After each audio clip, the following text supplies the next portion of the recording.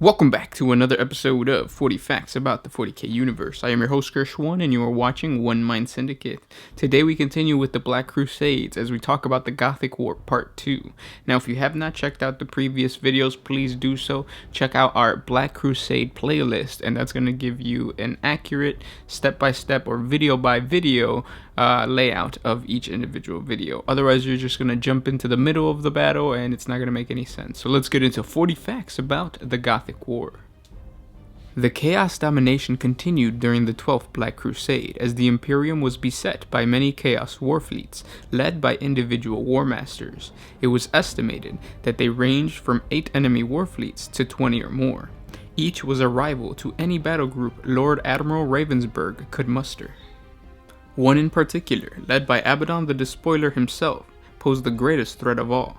With the threat of the Despoiler's planet killer looming over them, many Imperial worlds chose to surrender without a fight. Multiple subsectors fell out of Imperial control, and with them, a number of void shipyards and orbital docks. As the Imperium faced increasing difficulties in repairing its own vessels, building new ones became even more unlikely. With their critical early strike, the forces of Chaos might well have won the war before it even began. There remained some hope for the Imperial Navy in the form of the Adeptus Mechanicus facility, located on a desolate moon orbiting the gas giant in the Lucatar system. The tech priests there had already been researching the wisdoms of their predecessors in order to uncover the knowledge that would help them develop more powerful weapon systems, more efficient starship drives, and better void shield generators. A few Imperial vessels were outfitted with these improved systems, but the results were never entirely satisfactory. Before these issues could be resolved, Abaddon's armada arrived. Commodore Vandes, commanding the 202nd Red Squadron, which consisted of 4 sword-class frigates, was among the first Imperial vessels to sight the Despoiler since his attack at the Blackstone 4. The Commodore could not believe the size of the Chaos Armada. Several renegade capital ships headed in system with a dozen escorts, and with them was the Blackstone Fortress. Outmatched, Vandes was forced to make a fighting withdrawal in the face of such overwhelming firepower, leaving behind the remains of the Lucatar station. The captured Blackstone Fortress proved impregnable to the weapons of those few Imperial vessels who managed to fight throughout the attack. The captured Blackstone Fortress pummeled Lucatar Station to rubble, making only a few minutes to destroy it with all of its armaments brought to bear. Commodore Vandes' squadron proceeded to Branagh, where Blackstone 6 was stationed, as he believed the renegades would attempt to capture another of the Blackstones. But even with Vandes' warning, there were few available warships left to defend Blackstone 6. As with the capture of the first fortress, the chaotic forces possessed some means of controlling the Blackstone fortresses from afar, and proved able to shut down its power systems and turn it into a death trap for the tens of thousands of Imperial personnel aboard. The Branagh system fell to Abaddon 4 months after the attack on Lucatar. While Lord Admiral Ravensburg pondered the many military and logistical problems facing his isolated sector, he was visited by the Inquisitor Horst. What passed between them was never recorded, though it is widely believed that the revered Inquisitor told Ravensburg of the Hand of Darkness and the Eye of Night. A plan was formulated to retry to capture the Blackstone Fortress by covert means, rather than open attack. However, before this plan achieved any visual result, news came through of another assault of Abaddon's fleet, this time at Blackstone 1 in the Folaris system. A personal log of the First Lieutenant Elijah Borrega, the Vindictive, was recovered from the hulk of that warship. Found floating towards the Folaris system, within its pages the young lieutenant recounted the horrors he had witnessed firsthand when they faced the Despoiler's fleet. At first, the Imperials were optimistic as Abaddon's fleet had attacked from the other side of Folaris too, which meant that they would have to dare the orbital and planetary defense systems of the world to reach Blackstone 1. The Imperial forces had recently upgraded their weapons at Faris II for just such an occurrence, and they doubted that even with 2 blackstone fortresses in his possession, the despoiler would survive their assault. Unfortunately, Abaddon rendered the Imperial Navy's defenses woefully ineffective. The 2 blackstones took up station some 75,000 leagues from Faris II, and just out of range of the world's weapons platforms, except for the torpedo launchers. An energy surge was soon picked up between the 2 fortresses. Other recovered evidence pointed towards the energy beam being unleashed toward Faris II. The Vindictive was caught full on, her shields overloaded instantly, and her outer hull vaporized as the energy was passed over the ship. Faris II was later found with its atmosphere stripped off and the surface scoured to a rocky plain. Of Blackstone 1 there was no sign. Across the entire Gothic sector, the Chaotic and Imperial fleets clashed. For 5 standard years, the battle continued, with the death toll on both sides rising into the millions. Planets were invaded and recaptured, fleets ambushed, bases attacked, and all the while, the sector was isolated from any outside help. The Imperial Navy fought desperately to hold back the growing tide of chaotic warships that spilled into the Gothic sector. In some areas, the Emperor's forces were hurled back by the ferociousness of their foes, while other regions, protected by more skilled or experienced battle group commanders, held out against the initial chaotic attack. By the year 147 of the 41st millennium, the Lizande subsector was almost entirely overrun, and the chaotic starships held sway in over a dozen star systems surrounding Port Maul. However, in the Cyclops cluster, the Orcs gave the Chaos vessels stiff resistance, and from staging points in the Quirax Sound, the Imperial fleets launched many counterattacks, pushing back the spread of the chaos for months before being forced to turn their attention to the incursions elsewhere. While Lord Ravensburg forces struggled with the war fleet of the Chaotic Warmaster, the Imperial fleet made significant progress against another enemy. A rough confederacy of nearly 24 pirate bands had gathered in the Quirax Sound. The sizable pirate armada had become a serious threat to the security of shipping in the subsector.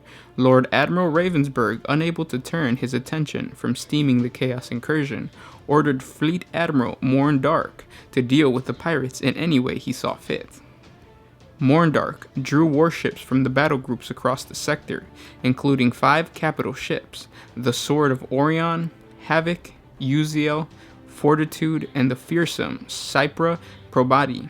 The Fleet Admiral also took command of the 24th Destroyer Squadron, Widowmaker, the 1st Frigate Ekilon, Eagleclaw, and the sword-class frigate of the Anvil 206 Patrol Flotilla.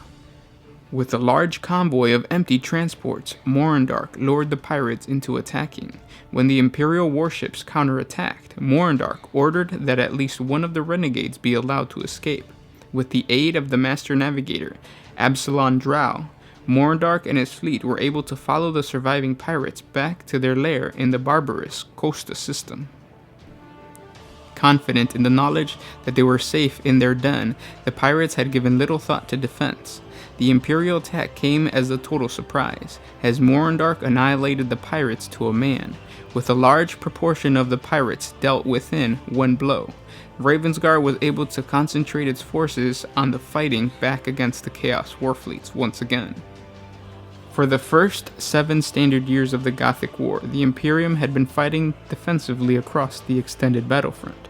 As the 150th year of the 41st millennium passed into the year of 151 M41, Lord Admiral Ravensburg decided to take the fight to the enemy and claw back what had been taken.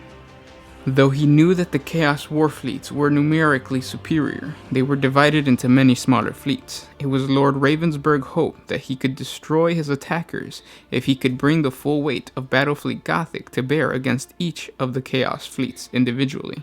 This was a very risky ploy, because to amass the entire sector's battle fleet in any strength meant weakening convoy escorts, system patrols, and squadrons on anti-pirate duties. After numerous aborted attacks and false starts, Ravensburg saw his first real chance when scout vessel reported a Chaos Warfleet moving en masse toward the Gethsemane system, ordering his task force to get underway with all possible speed. Ravensburg took personal command aboard the Divine Right. With 17 captain ships, including 2 battleships, 2 battlecruisers, and 20 escorts under his command, Ravensburg pursued the enemy fleet into the Geth's main region. Realizing their plight, the chaotic forces attempted to head out system again to try to get far enough from the Geth's main star to attempt a warp jump. Ravensburg detached the fastest vessels in his fleet to pursue, and a week-long stern chase ensued. The action that resulted was recovered by the Captain Blythe of the Guardian.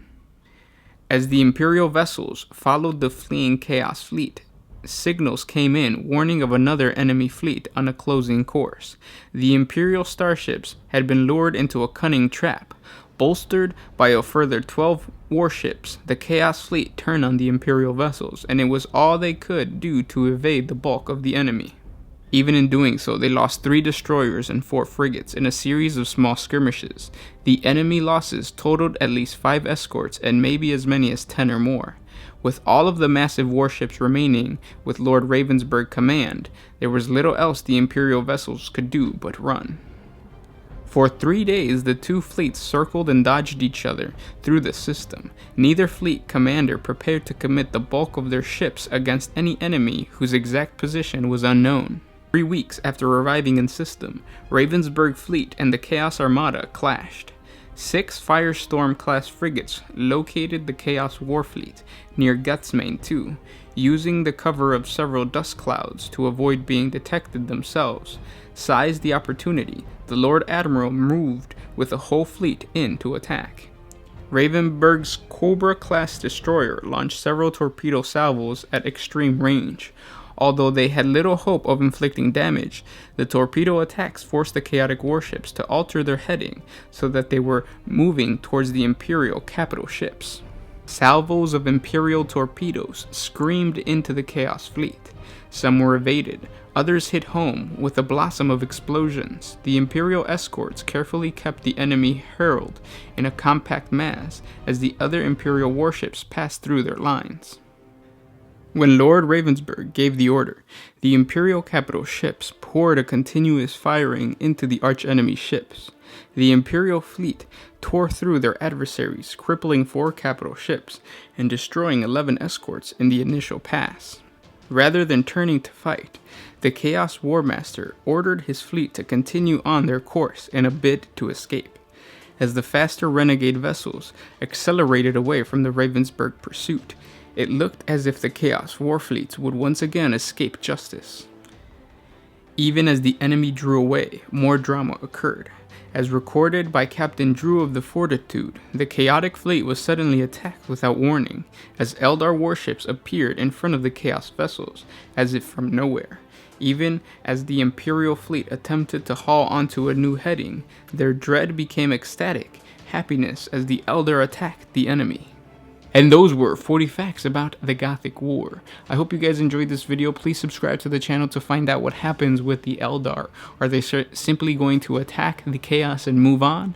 Or are they going to turn around and attack the Imperium right after the Chaos is destroyed? Because that's really what Eldar do. That's common for them to do. So please subscribe to the channel to find out the awesome battle that happens next. And if you're already a subscriber, thank you for liking, commenting, and sharing. You guys are awesome, and I'll catch you tomorrow. This was Gershwin with One Mind Syndicate, signing out.